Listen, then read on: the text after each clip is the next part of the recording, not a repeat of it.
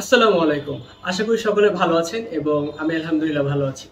আজকে আমরা কিন্তু নতুন একটা টেরিয়াম বানাবো। আপনারা হয়তো এর আগে আমি একটা রিলস দিয়েছিলাম বা শর্ট দিয়েছিলাম, সেই শর্টটায় দেখেছিলেন যে আমরা একটা ছোট্ট হাউস বানিয়েছি। এই যে এই হাউসটা বানিয়েছি, আপনারা হয়তো অনেকেই দেখেছেন। সো এই হাউসটা দিয়ে আমরা নতুন একটা টেরিয়াম আজকে বানাবো। আপনারা অনেকেই হয়তো জানেন যে সেটা হচ্ছে আমাদের কাছে কিন্তু এই পুরোনো জারটা ছিল। এটা কিন্তু আমার আগের একটা টেরিয়ামের জার। সো এই জারটা দিয়ে আজকে একটা আমরা হচ্ছে হরিজন্টাল একটা টেরিয়াম বানাবো। জারটা কিন্তু আমরা এরকম ভাবে না, আমরা এরকম ভাবে জারটা ইউজ করব। সো জারটা রাখার জন্য আমরা হচ্ছে আমরা সুন্দর দুইটা স্ট্যান্ড বানিয়েছি। এই যে হচ্ছে স্ট্যান্ড দুইটা। এই স্ট্যান্ডের উপর হচ্ছে আমরা মেইনলি আমাদের জারটাকে রাখবো এবং আপনাদের একটু দেখাই দিই যে জারটা রাখার ফলে তখন কেমন লাগে জারটা রাখা হয়ে গেলে।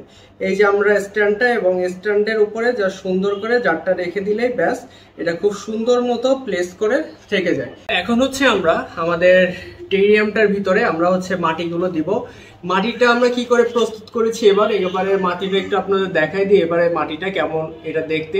এটার ভিতর আমরা ইউজ করেছি হচ্ছে মাটি দিয়েছি 1 ভাগ, তার সাথে দিয়েছি হচ্ছে 1 ভাগ কোকোপিট এবং তার সাথে দিয়েছি হচ্ছে কয়লা। এমনি কয়লা দিয়েছি হাফ, মানে ফুল 1 ভাগ না, মানে একটু কয়লা দিয়েছি। তার সাথে দিয়েছি হচ্ছে চা পাতার গুঁড়া, যেটা বা চা পাতা হচ্ছে ইউজ করা, যে চা পাতার কম্পোস্টটা আছে ওইটা। সো এই 3টা জিনিস মিশ্রণ করে একসাথে দিয়েছি। এটা কিন্তু বেশ ঝুরঝুরে, এটা হচ্ছে ভালো আপনার ময়েশ্চারটা ধরেও রাখতে পারবে যেরকম, এবং ময়েশ্চারটা বের করেও দিতে পারবে ঠিক সেরকম। তো চলুন এবার দেরি না করে আমরা আস্তে আস্তে আমাদের মাটিটা দিয়ে দিই। আমাদের মাটিটা দিয়ে দেওয়াটা সবার আগে দিতে হবে। লোকটা কেমন আসে। টেরিয়ামের যে ঘরটা বানাইছি, টেরিয়ামের ঘরটা কিন্তু খুবই সুন্দর হয়েছে। আমার কাছে তো পার্সোনালি খুবই ভালো লাগছে। আপনারা চাইলে কিন্তু খুব সহজে টেরিয়ামের ঘরটা বানায় নিতে পারেন। টেরিয়ামের ঘর বানানো আসলে খুবই ইজি। আপনারা গাছের কাঠি, শলার কাঠি, যে কোনো কিছুতে আসলে বানাই। আচ্ছা, মাটি আমাদের দিয়া কমপ্লিট হয়ে গেছে। এবার হচ্ছে আমরা কি করব, এবার হচ্ছে আমাদের টেরিয়ামটা জাস্ট আস্তে করে আমাদের এরকম শুয়াই দিতে হবে। আস্তে করে শুয়াই দিয়ে আসলে দেখতে হবে যে টেরিয়ামটার লুকটা কেমন আসছে। তারপর হচ্ছে আমাদের জাস্ট এসকেপটা শুরু করতে হবে। আমরা টেরিয়ামের একটা সাইড একটু ঢাল রাখবো, সো আমাদের নিচের সাইডটা একটু কম উঁচু হবে এবং পিছন সাইডটা একটু বেশি উঁচু হবে। যদি টেরিয়ামটা আমরা স্ট্যান্ডের উপর রাখি তাহলে আসলে ভালো করে আপনারা বুঝতে পারবেন যে টেরিয়ামের লুকটা কেমন আসবে। এই যে এইটা হবে হচ্ছে আমাদের টেরিয়ামের ফ্রন্ট পার্ট, আর ওইটা হবে পিছনটা হবে হচ্ছে ব্যাক পার্ট। সো আমরা আর একটু এটা ঘুরিয়ে দিচ্ছি। ঘুরিয়ে দিলে হচ্ছে মোটামুটি আমাদের ভালো একটা ডেপথ আসবে এবং দেখতেও আশা করি ভালো লাগবে। এবার আমাদের যেটা করতে হবে সেটা হচ্ছে আমরা টেরিয়ামের ভিতর একটা স্টোন ইউজ করব। এই যে স্টোনটা ইউজ করব, স্টোনটা বেশ বড়। এখন এটাকে আমরা ফুল ভালো মতো দিতে পারবো কিনা সেটা হচ্ছে দেখতে হবে, যেহেতু এটা আসলে দেওয়া পসিবল হচ্ছে না। আমরা এই ছোট স্টোনটা ইউজ করে দেখবো যে এটা আমরা ভিতর থেকে দিতে পারি কিনা। হ্যাঁ, এই স্টোনটা আমরা কিন্তু দিতে পারছি আলহামদুলিল্লাহ। স্টোনটা হচ্ছে আমরা দিয়ে দিচ্ছি ভিতরে। একটা টুইজারের সাহায্যে হচ্ছে আমরা স্টোনটা দিচ্ছি ভিতরে।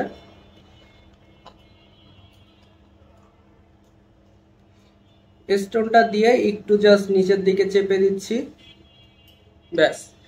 মোটামুটি স্টোনের কাজ আমাদের এখানে শেষ। মোটামুটি স্টোনের কাজটা আমাদের এখানে শেষ। এবার আমাদের যেটা করতে হবে, এবার হচ্ছে আমাদের মশগুলো দিতে হবে।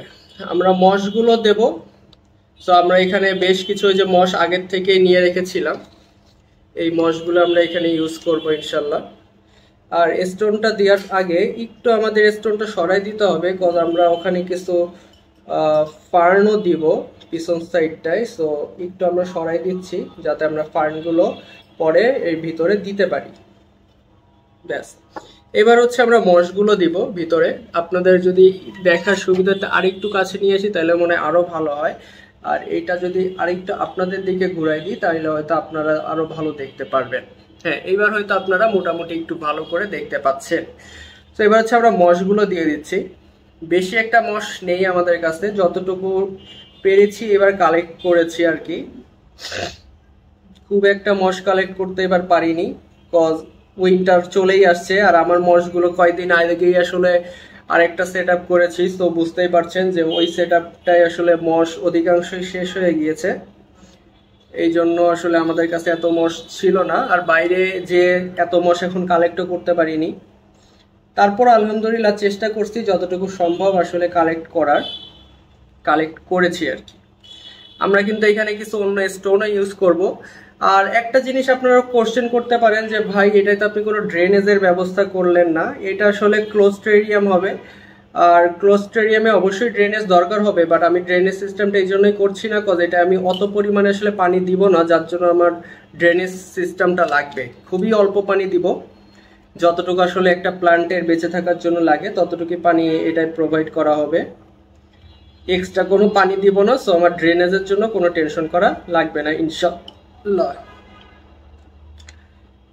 আমাদের মশগুলো ফার্স্টে আমরা দিয়ে দিচ্ছি, মশগুলো দিয়ে দিলে আমাদের বেশিরভাগ কাজটা আসলে শেষ হয়ে যাবে। মেইনলি হচ্ছে মশেরই কাজ এখানে বেশি মধ্যে। আচ্ছা, এবারে আমরা যেটা করব, আমাদের মশের কাজটা প্রায় শেষ। আমরা হচ্ছে কিছু ফার্ন লাগাবো। আমি কোন ফার্নটা লাগাই হয়তো অনেকেই জানেন, এটা একদম নেটিভ ফার্ন। আমরা আসলে রাস্তাঘাটে যে কোনো জায়গায় গেলেই হচ্ছে এই ফার্নগুলো আমরা পেয়ে যাই খুব সহজে। ট্যাঙ্কে যা যা ইউজ করবেন সব কিন্তু খুব ভালো মতো ধুয়ে পরিষ্কার করে আর ইউজ করবেন। আর স্পেশালি হার্ডস্কেপ যেগুলো আপনারা ইউজ করতেছেন, এই যে স্টোন, তারপর সয়েল, এইগুলো প্রত্যেকটা জিনিস ট্রাই করবেন ইউজ করার আগে ভালো করে। যদি মাইক্রোওভেন থাকে বাসায়, মাইক্রোওভেনে হিট দিয়ে তারপরে হচ্ছে ইউজ করতে। মাইক্রোওভেনে হিট দেওয়াটা খুবই জরুরি, কারণ মাইক্রোওভেনে যদি আপনি হিট না দেন তাহলে হচ্ছে সমস্যা হতে পারে, সেটা হচ্ছে মোল্ডের আক্রমণ হতে পারে। এখনো যে মোল্ডের আক্রমণ হবে না এর কোনো আসলে গ্যারান্টি নাই, কিন্তু তারপরেও যতদূর আসলে নিজের থেকে সেফ থাকা যায় তত ভালো। এই জন্য আসলে চেষ্টা করবেন যে একেবারে সেফ থাকার জন্য। এই জন্য যতদূর সেফ থাকতে পারবেন, আপনি নিজেকে সেফ রাখতে পারবেন, আপনার স্কেপটা কিন্তু ততই ভালো হবে আর সুন্দরও হবে। সো আমরা প্ল্যান্টগুলো লাগাচ্ছি, ভালো করে দেওয়ার চেষ্টা করছি। ইনশাল্লাহ দোয়া করি, আপনারাও দোয়া করবেন যেন মোল্ডের আক্রমণ না হয়, কারণ মোল্ড জিনিসটা খুবই খারাপ। আর এটার আক্রমণ হইলে আসলে ট্যাঙ্ক খুব সহজেই মানে টেরিয়ামগুলো নষ্ট হয়ে যায়, খুব সহজে নষ্ট হয়ে যায়। আমি অন্য যে টেরিয়ামটা বানাইছি ওইটাই মোল্ডের আক্রমণ এখনও চলছে, আর প্রতিনিয়ত এটা আমি ক্লিন করছি আর দোয়া করছি যে যেন মোল্ডের আক্রমণটা আস্তে আস্তে ঠিক হয়ে যায়। কারণ মোল্ডের আক্রমণ যদি ঠিক না করতে পারেন তাহলে আসলে টেরিয়াম করে আপনি মজা পাবেন না। আর এই জন্য আসলে মোল্ড থেকে বাঁচার জন্য আসলে সবসময় ট্রাই করতে থাকবেন যেন মোল্ড আপনার টেরিয়ামকে নষ্ট না করে আর কি, এই দোয়াটা সবসময় করতে থাকবেন। আচ্ছা, এবার আমরা যেটা করব সেটা হচ্ছে আমাদের ছোট কিছু পাথর রয়েছে। এই ছোট পাথরগুলো আমরা হচ্ছে একদম ওইখানে, এই যে আমরা যে বড় পাথরটা দিয়েছি বড় পাথরের উপরে দিয়ে দেব। এবার আমরা যেটা করব সেটা হচ্ছে আমরা এই যে ছোট ছোট পাথর নিয়েছি, এই পাথরগুলো এখন আমরা হচ্ছে ডিটেইলিং এর জন্য ইউজ করব। এই পাথরগুলো কিন্তু আমরা খুব ভালো মতো ওয়াশ করে ধুয়ে তারপরে ইউজ করছি, এমন না যে ডিরেক্টলি জাস্ট পানি দিয়ে ধুয়ে দিয়ে দিলাম, এমন কিন্তু না। আমরা এই পাথরগুলো ফার্স্টে ওয়াশ করছি, ওয়াশ করে মাইক্রোওভেনে গরম করেছি, গরম করে তারপর হচ্ছে এগুলো ইউজ করছি।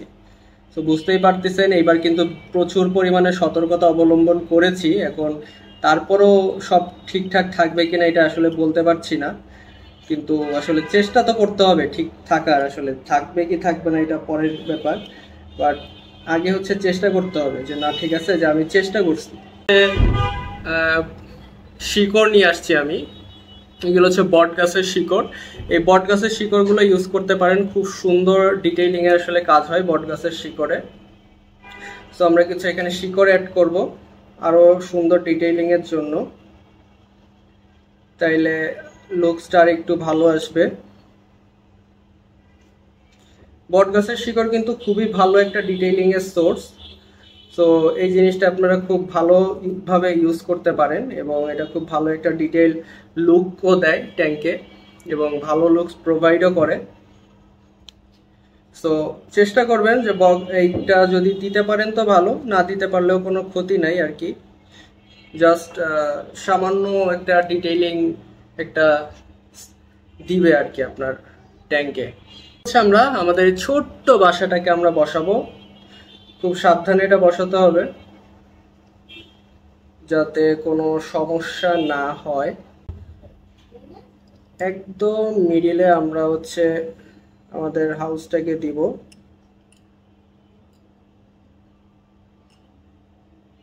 মোটামুটি আমাদের হাউসটাকে দেওয়া শেষ।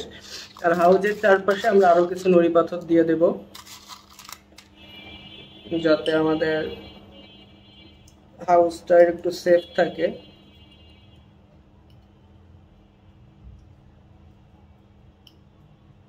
এই কাজটা মোটামুটি আপাতত কমপ্লিট। খুব ভালো করে পানি স্প্রে করে দিচ্ছি।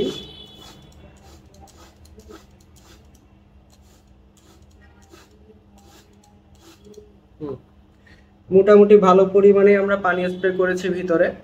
এবার হচ্ছে জাস্ট গ্লাসটা ক্লিন করে জারের এই মুখটা আটকে আমি ব্যাক করছি।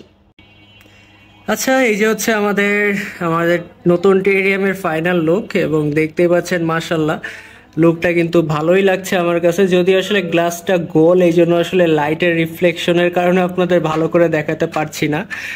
আর যদিও ডিটেইলিং করা আসলে ট্রাই করেছি আলহামদুলিল্লাহ, যদিও অতটা ভালো হয়নি, বাট আলহামদুলিল্লাহ আসলে কিছু না হওয়ার থেকে মোটামুটি ভালো হয়েছে।